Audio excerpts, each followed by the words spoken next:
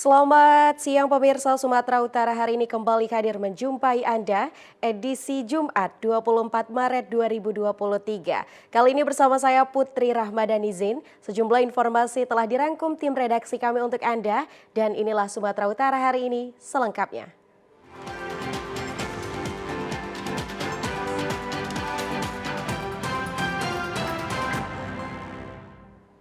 Baik pemirsa, informasi pertama, pemerintah melalui instruksi Presiden melarang impor pakaian bekas. Namun demi menyekolahkan anak, para pedagang pakaian bekas rela berburu pakaian bekas hingga ke Batam.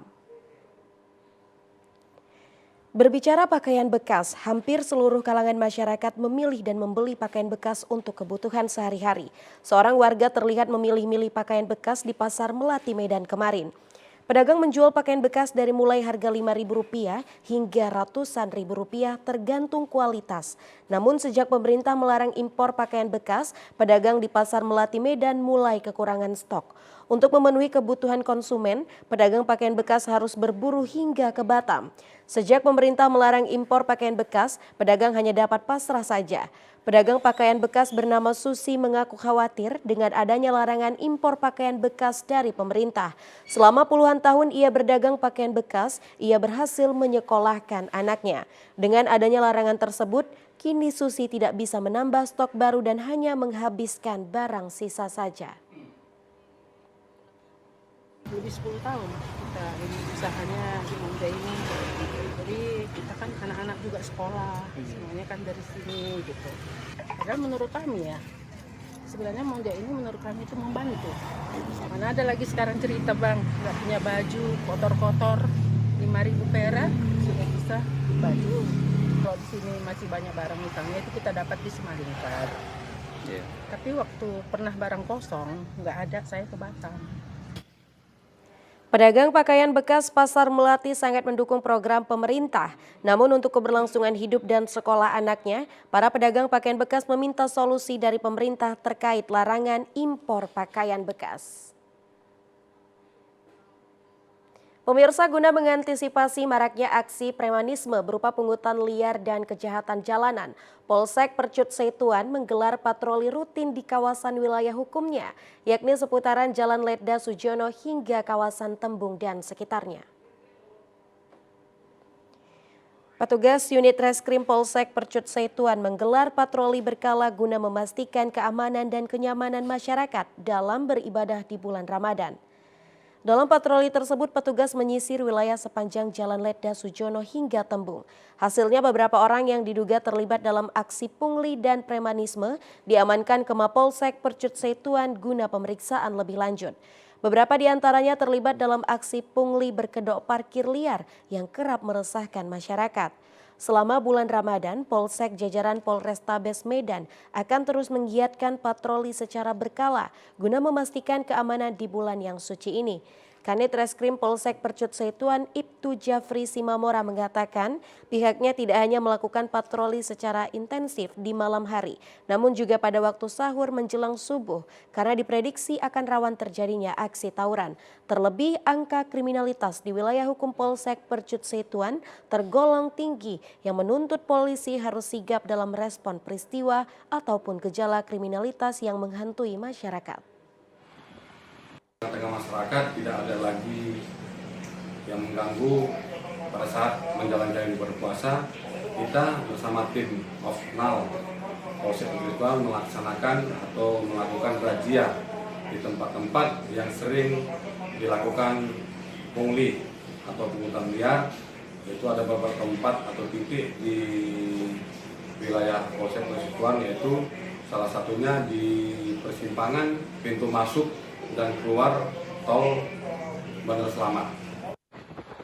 Kepolisian menghimbau kepada seluruh masyarakat agar turut membantu dalam memberikan informasi jika terjadi aksi kejahatan berupa pungli maupun kejahatan jalanan lainnya dengan menghubungi call center kepolisian 110 agar dapat segera ditangani. Akibat arus pendek listrik, satu unit rumah permanen di Dusun Cilacap, Desa Sidodadi, Kecamatan Beringin, Kabupaten Deli Serdang ludes terbakar. Tidak ada korban jiwa dalam peristiwa kebakaran tersebut. Terbakarnya satu unit rumah permanen di Dusun Cilacap ini terjadi pada Kamis sore sekitar pukul 15.30 waktu Indonesia Barat. Mendapat kabar peristiwa kebakaran di Desa Sidodadi, pihak Muspika Beringin langsung turun ke lokasi. Kapolsek Beringin AKP Doni Simanjuntak mengatakan di hari pertama puasa Ramadan telah terjadi peristiwa kebakaran yang menghanguskan satu unit rumah permanen di Dusun Cilacap, Desa Sidodadi. Pada saat terjadinya kebakaran, pemilik rumah tidak berada di dalam rumah. Pihak Muspika segera menghubungi Dinas Pemadam Kebakaran Pemkab Deli Serdang dan menurunkan 2 unit mobil damkar. Pihak pemadam tidak dapat menyelamatkan barang-barang berharga karena api sangat cepat membesar dan menghanguskan seluruh isi bangunan. Dugaan sementara penyebab terjadinya kebakaran akibat arus pendek listrik dan kerugian belum dapat ditaksir. Dari polisi desa saya mengatakan harus pendek dari belakang, asalnya datangnya dari belakang. Rumah namanya rumah tua. Pokoknya jam 15.30. Korbannya nggak ada, cuman satu unit sepeda motornya ada yang baru. Sisanya surat-surat barang lah sama orang yang itu. Pesannya kepada masyarakat kalau boleh ketika ada kebakaran segera dihubungi polisi. Jadi polisi cepat memanggil pemadam kebakaran.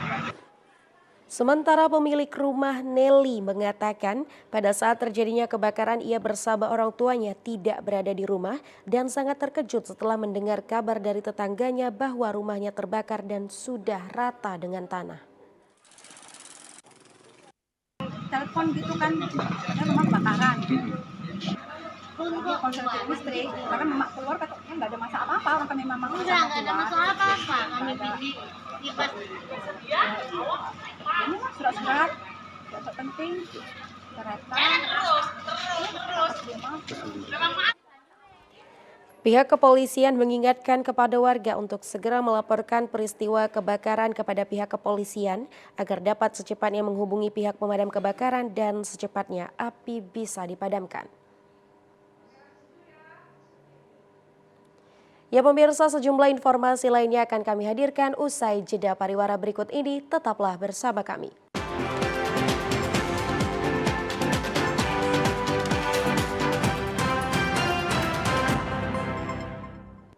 Terima kasih Anda masih bersama kami di Sumatera Utara hari ini. Pemirsa, Keuskupan Agung Medan yang bekerja sama dengan berbagai komunitas menggelar pelatihan dan pembentukan wirausaha daur ulang di Paroki Santo Paulus Pasar Merah, Kecamatan Medan Kota. Hal ini digelar guna memanfaatkan limbah agar dapat menghasilkan pundi-pundi rupiah. Pelatihan dan pembentukan wirausaha daur ulang yang digelar oleh Keuskupan Agung Medan bekerjasama dengan Lions Club Indonesia dan berbagai komunitas sosial lainnya memfokuskan pelatihan pada pemanfaatan barang bekas menjadi kerajinan yang dapat menghasilkan uang di tengah lapangan pekerjaan yang kian sulit.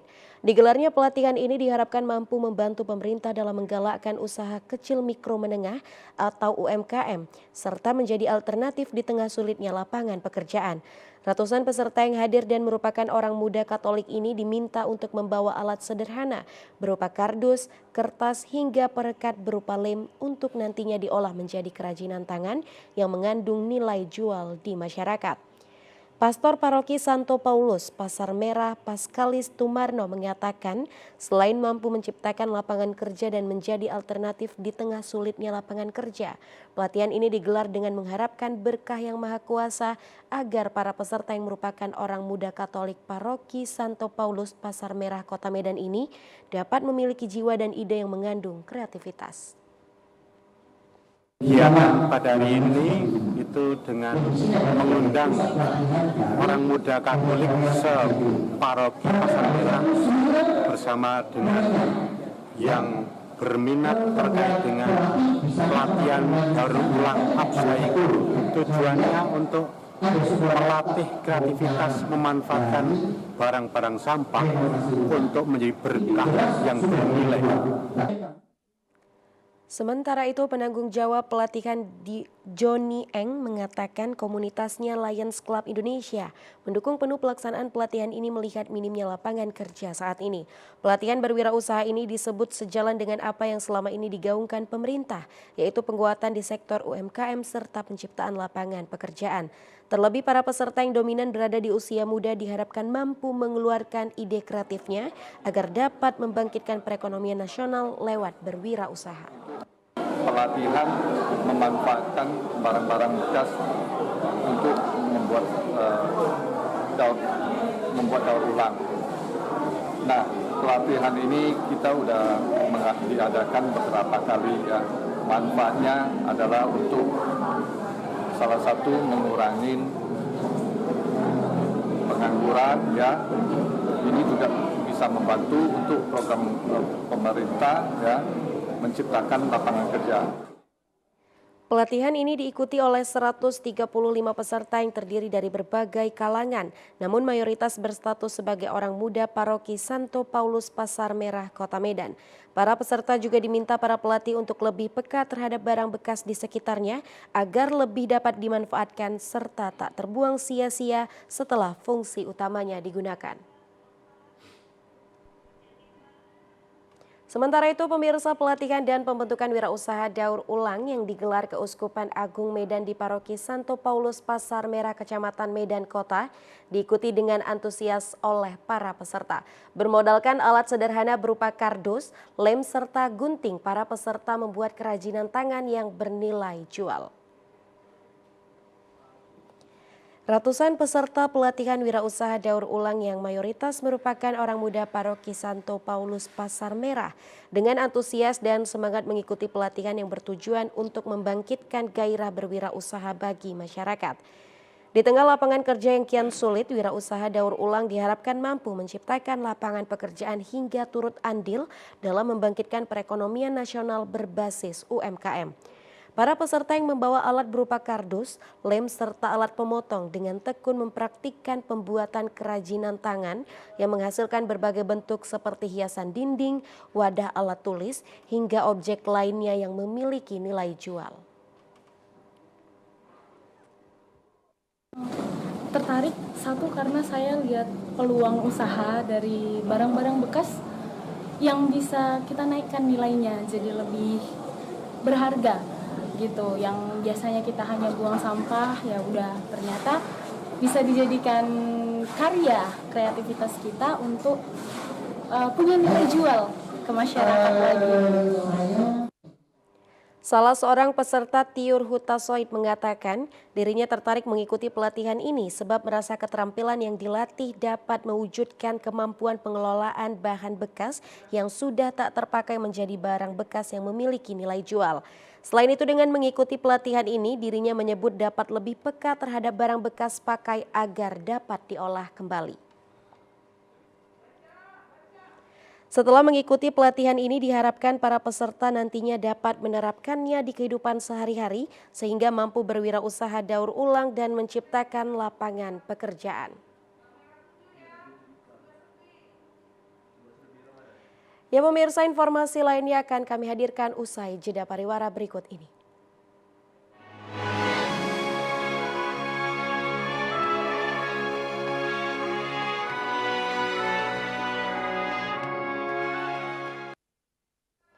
Musabaqah Tilawatil Quran merupakan ajang kompetisi untuk memasyarakatkan pemahaman isi kandungan Al-Quran dalam kehidupan sehari-hari, sehingga diharapkan menjadi generasi Qurani mewujudkan pembangunan bangsa yang lebih baik.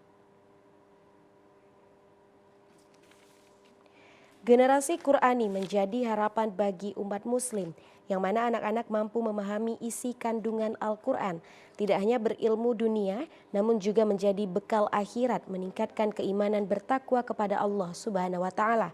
Musabaqah Tilawatil Quran keempat digelar Yayasan Haji Anif, dibuka oleh Wakil Gubernur Sumatera Utara Musa Rajeksa di Masjid Al-Musannif kemarin malam, merupakan salah satu upaya melahirkan insan beriman dan bertakwa khususnya bagi generasi muda. Wakil Gubernur Sumatera Utara Musa Rajeksa merupakan Ketua Yayasan Haji Anif mengatakan pelaksanaan MTQ keempat tahun 2023 adalah amanah dari almarhum orang tuanya untuk dapat dilakukan setiap tahunnya. Pelaksanaan MTQ keempat bertepatan dengan bulan suci Ramadan 1444 Hijriah mendapat antusias dari masyarakat Indonesia, khususnya di Sumatera Utara, sehingga pendaftar dibatasi panitia dengan jumlah 1.000 peserta. Meningkatnya minat peserta MTQ setiap tahunnya mencapai ribuan tilawah direncanakan akan ditambah jumlah kuotanya yang diharapkan menjadi amalan bagi almarhum Haji Anif Syah. Ya memang ini dari amanah dari almarhum dari awal untuk pelaksanaan MTQ dalam peringati hari ulang tahunnya. Dia menginginkan banyak anak-anak kita, generasi-generasi kita ke depan menjadi pencinta-pencinta Al-Quran. Membaca Al-Quran dengan tajwid dan semuanya yang baik dan benar. Dan bisa memaknai arti kandungan dari isi Al-Quran. Agar generasi ini tak hanya berilmu dunia tapi juga mempunyai juga bekal untuk akhirat dengan keimanan dan semakin takwanya pada Allah Subhanahu wa taala. Inilah yang kami lanjutkan terus dan insya Allah setiap tahun, setiap hari lahir beliau kami melaksanakan kegiatan MTQ ini. Pembukaan Musabaqah Tilawatil Quran Yayasan Haji Anif Syah keempat tahun 2023 dimeriahkan dengan tausiah Kiai Haji Muhammad Syauqi MZ merupakan anak dari almarhum Zainuddin MZ.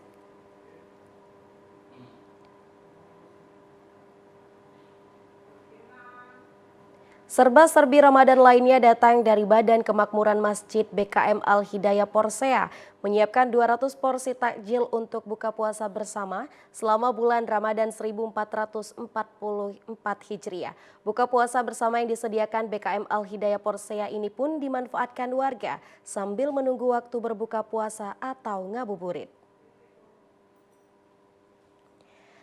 Pantauan di lapangan, piring makanan mulai ditata di tikar yang sudah disediakan di serambi Masjid Al-Hidayah Porsea, Kelurahan Pasar Porsea, Kabupaten Toba. Piring tersebut sudah diisi dengan makanan berupa mie, cemilan kolak dan bubur kacang ijo, buah kurma, agar-agar dan juga sambal. Makanan tersebut disediakan untuk pengunjung maupun jamaah yang ingin berbuka puasa di Masjid Al-Hidayah Porsea.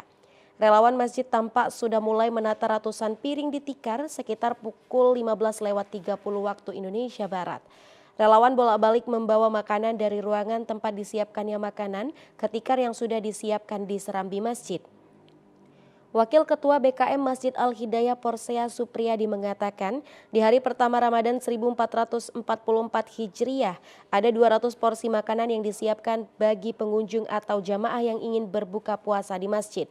Selain buka puasa bersama, jemaah yang datang ke Masjid Al-Hidayah juga melakukan sholat maghrib, dilanjutkan dengan sholat isya serta sholat tarawih. Supriyadi juga berharap dengan momen buka puasa bersama di Masjid Al-Hidayah Porsea ini dapat mempererat silaturahmi sesama umat muslim atau jemaah yang ada di Kabupaten Toba khususnya di Kecamatan Porsea.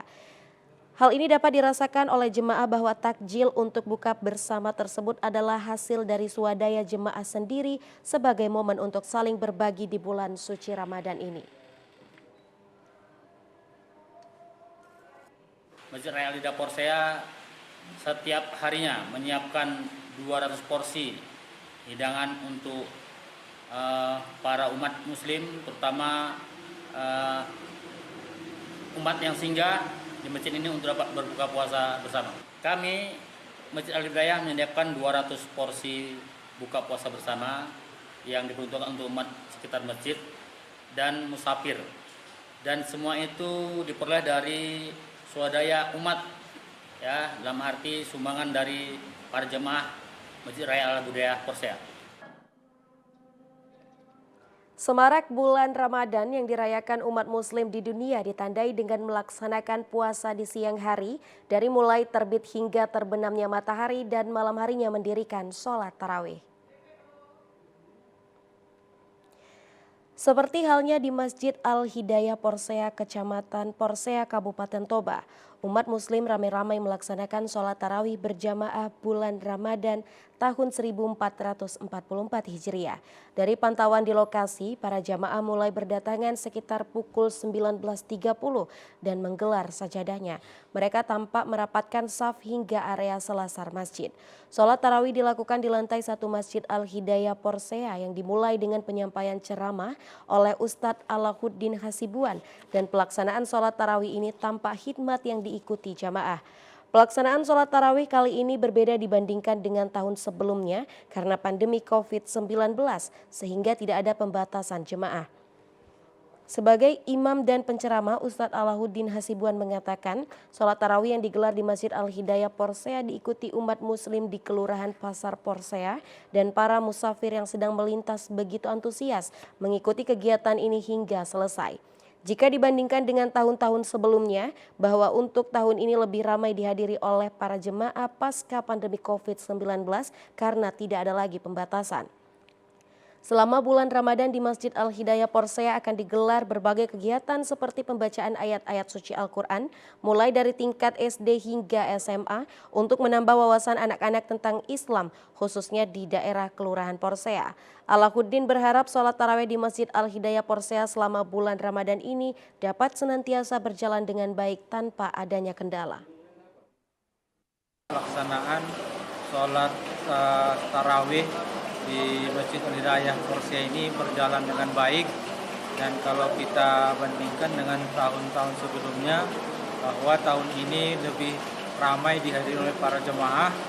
Dalam hal kegiatan-kegiatan yang dilaksanakan di Masjid Al-Hidayah ini antara lain adalah penyampaian tausiah-tausiah yang berkaitan dengan keislaman dan juga pelaksanaan taraf Al-Quran yang dilaksanakan oleh anak-anak madrasah min Porsea. Itu kami sampaikan, kami himbau juga kepada seluruh masyarakat umat Islam terutama di Kecamatan Porsea ini agar senantiasa lebih aktif dan lebih giat dalam rangka untuk memakmurkan Masjid Al-Hidayah ini, karena dengan makmurnya masjid kita ini mudah-mudahan keberkahan akan senantiasa diberikan Allah Subhanahu wa taala kepada kita secara umum.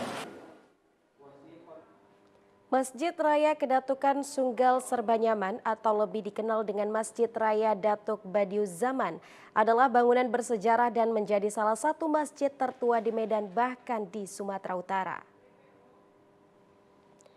Kota Medan memiliki salah satu masjid tertua yang dibangun pada tahun 1630-an. Masjid ini bernama Masjid Kedatukan Sunggal Serbanyaman didirikan oleh Dato Adir dan terletak di Jalan PDAM Tirtana di Medan Sunggal. Pada tahun 1985 dengan kepemimpinan Dato Badiuzaman, masjid yang memiliki sejarah Melayu ini direnovasi. Sebelum direnovasi, masjid ini berbentuk kecil dengan memiliki 4 tiang. Pembangunan berjalan dengan menggunakan material seadanya. Sebagai pengganti semen, pembangunan masjid ini menggunakan putih telur. Pada saat kepemimpinan Dato Badiuzaman, masjid ini dikenal dengan sebutan nama Masjid Raya Badiuzaman, dan pada tahun 2022, masjid ini kembali disahkan dengan nama semula yaitu Masjid Raya Kedatukan Sunggal Serbanyaman. Sebagai keluarga Raja ke-12 dan Ketua Badan Kenaziran Masjid Raya Kedatukan Sunggal Serbanyaman, Datuk Panglima Indra Jaya mengatakan Masjid Raya Kedatukan Sunggal Serbanyaman telah berusia ratusan tahun ini lebih tua dari Masjid Raya Al-Mashun. Pada zaman sejarah era kolonial Belanda, Kerajaan Kedatukan Sunggal memiliki sebuah istana yang terletak di area PDAM Tirtana di Sunggal.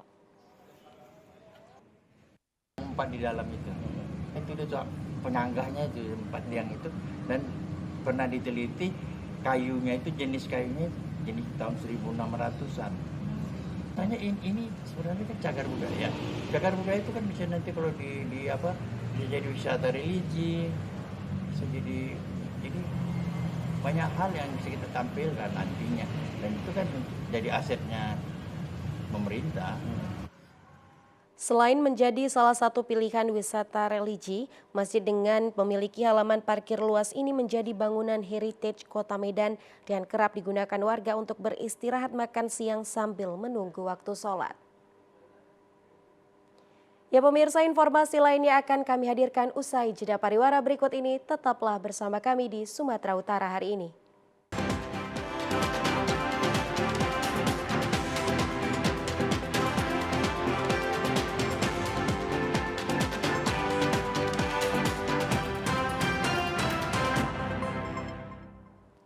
Pemirsa, perkembangan teknologi memiliki peranan bagi kehidupan manusia, termasuk dalam bisnis kuliner. Selain memberi kemudahan, juga mampu meningkatkan perekonomian di tengah masyarakat.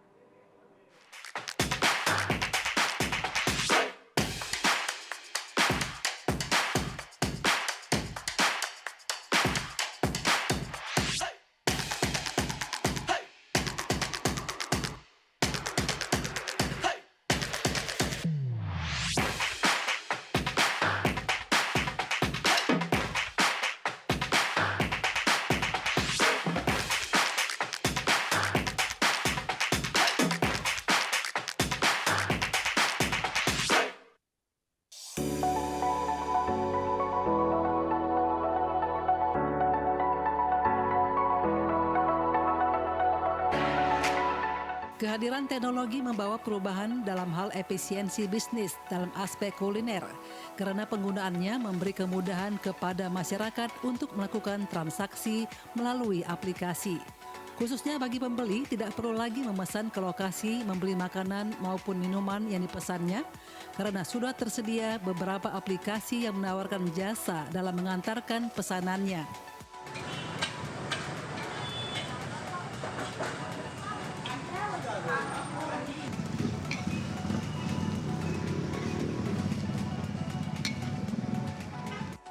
Sementara itu, bagi para pedagang kuliner, dengan adanya teknologi dapat membantu usaha dalam membuat promosi menjadi lebih mudah dan tersebar lebih luas di tengah masyarakat.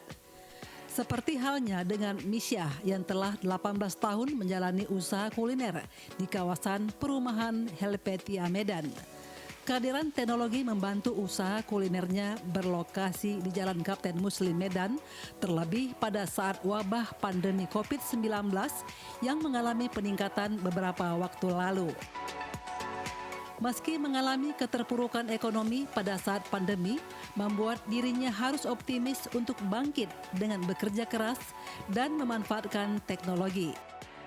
Dengan pemanfaatan teknologi digital yang dialaminya, tentunya menjadi motivasi diri untuk berupaya meningkatkan pelayanan di tengah persaingan ketat para pebisnis kuliner lainnya. Kompetisi dengan inovasi kuliner berkualitas serta harga yang terjangkau menjadi salah satu upaya dalam memberikan pelayanan kepada pelanggan agar tetap terjaga demi mempertahankan kehidupan bagi keluarga. Kalau sebelum ada aplikasi, kita kan hanya pendapatan itu setiap hari ada di tangan. Tapi kalau ada aplikasi kan ada tersimpan. Karena di aplikasi itu kan langsung masuk ke dalam rekening kita. Jadi minimal yang dari aplikasi itu untuk simpanan. Jadi yang penjualan sehari-hari itulah yang untuk kita gunakan. Itulah, jadi sesudah pandemi ini ya membantu juga. Nah, tapi tidaklah seperti sebelum pandemi. Lebih enak dikatakan sewaktu pandemi, karena yang pembeli itu tidak ada yang keluar, jadi melalui aplikasi. Nah, jadi kalau sekarang ini mungkin sudah pandemi sudah lewat, jadi kebanyakan orang pembeli itu keluar sendiri, membeli langsung ke restoran kita. Sementara itu, salah seorang driver ojol, Abdul Kholik Fauzan, mengakui teknologi memberi dampak bagi kehidupannya untuk meningkatkan ekonomi dan transaksi. Kalau GrabFood itu memang kalau kita ngadapin konsumen itu beda-beda ya.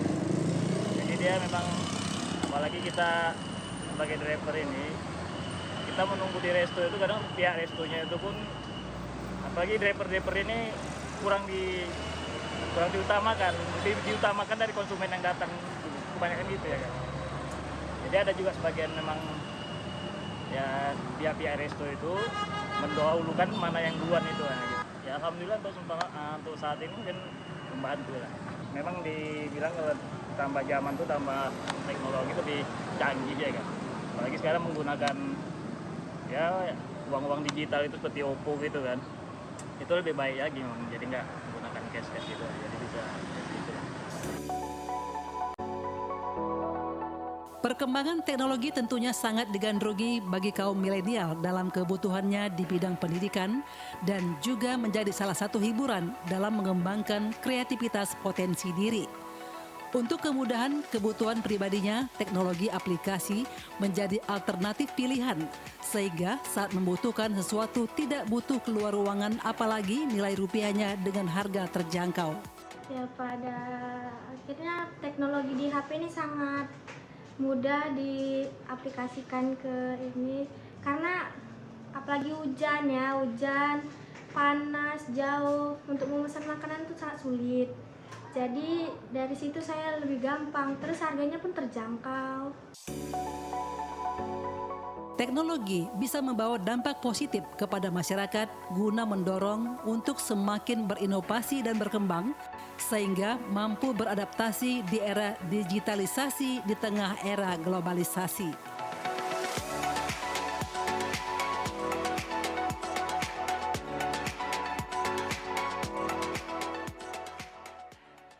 Pemirsa, jika ke kota Medan, Anda akan sering mendengar kata paja sebagai kata ganti pasar tradisional.